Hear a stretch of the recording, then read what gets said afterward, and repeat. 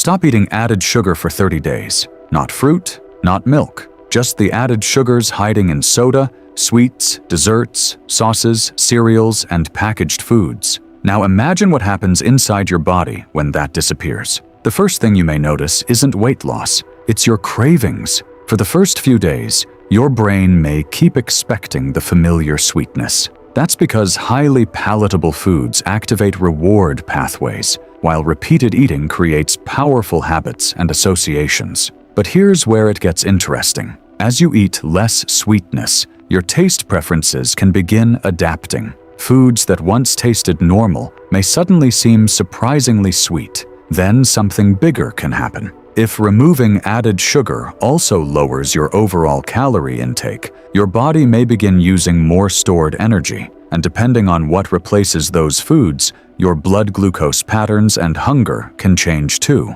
But there's a catch. Sugar itself isn't the whole story. Replace soda with water and candy with whole foods, and you've dramatically changed your diet. Replace sugar with other highly processed, calorie-dense foods, and the result can be very different. And here's the biggest misconception. 30 days without added sugar does not magically detox your body. Your liver and kidneys already perform those jobs every day. The real experiment is much more interesting. You may discover that the afternoon cookie wasn't hunger, it was a habit. The evening dessert wasn't necessarily energy your body needed. It was a learned cue, because your body doesn't just respond to what you eat. It adapts to what you repeatedly give it. So after 30 days, the biggest change may not be becoming sugar-free. It may be discovering how much of your eating was actually hunger and how much was habit.